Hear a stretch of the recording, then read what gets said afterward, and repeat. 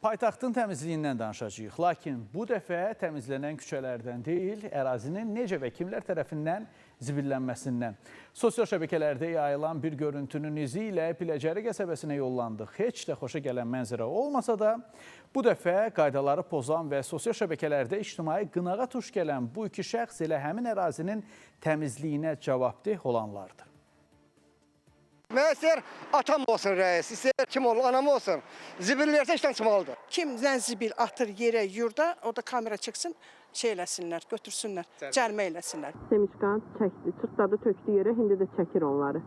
Necə göz süpürtdürür həyəti, indi çəkir onları. Ərazinin təmizliyinə cavabdeh olan işçilər binanın həyətyanı sahəsini süpürür. Digər tərəfdə isə mənzil kommunal istismar sahəsinin rəhbər şəxsləri təmizlənən ərazini tum yerə zibilləyir. Görüntülər Binəqədi rayonu Biləcəri qəsəbəsi Yəhya Hüseynov küçəsi 3 ünvanındandır. Görüntüdə ərazini çirkləndirən şəxslər 113 saylı mənzil kommunal istismar sahəsinin Vasif və Elbrus adlı işçiləridir. Elə ərazini təmizləyəndə həmin mənzil kommunal istismar sahəsinin yaşlı qadın və kişi işçiləridir. Maraqlıdır. Təmizliyə cavabdeh olan şəxslər nədən özləri ərazini bu formada çirkləndirsinlər? Sakinlər deyir ki, yayılan görüntülərdəki 113 saylı mənzil kommunal istismar sahəsinin həmin işçilərinə, küçələri süpürən təmizlik işçilərinə qarşı şobod rəftarlarına görə bina sakinləri tərəfindən irad bildirilib. Nəticəsi olmadığı üçün sakinlər həmin görüntüləri çəkməyə məcbur olub. Məsuliyyətsizdən də bir də ki, iş görməməzdən, iş qabiliyyəti olmamaq. 15 gündən bir, 20 gündən bir hansı ki, kimsə şikayət eləyir ki, gəlin bura gəlirlər. Qabaqlar həftədə bir dəfə təmizləyirdilər, bir qadın var idi. O həmişə gəlib təmizləyirdi. İndi onun yerini dəyişiblər, ay yarımdır, bütün zibillikdir məhlə. Ərazidə təmizliyə cavabdeh olan işçilər təkcə sadə vətəndaşlar tərəfindən deyil, bir çox hallarda vəzifəli şəxslər tərəfindən də küçələrin zibillənməsi hallarına rast gəldiklərini deyirlər. Öyle bir zibil yoxuruq, bir parça çörək qazanırıq. Bu zibil qabı var da, bunu gəlib yerə tulama ehtiyacı yoxdur axı.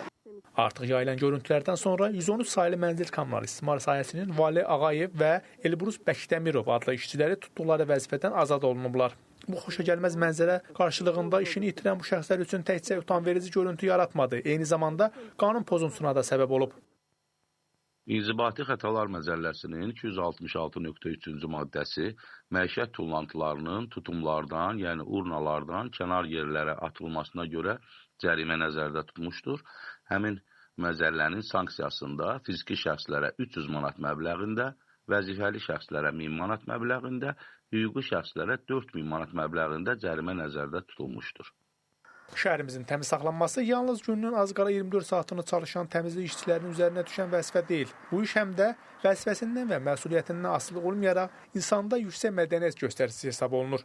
Hələlik həmin şəxslərin pozduqları qaydaya görə cərimə olunub-olunmaması məlum deyil. Rəşad Vəkiloğlu, Məhəmməd Həsənzadə, Space xəbər.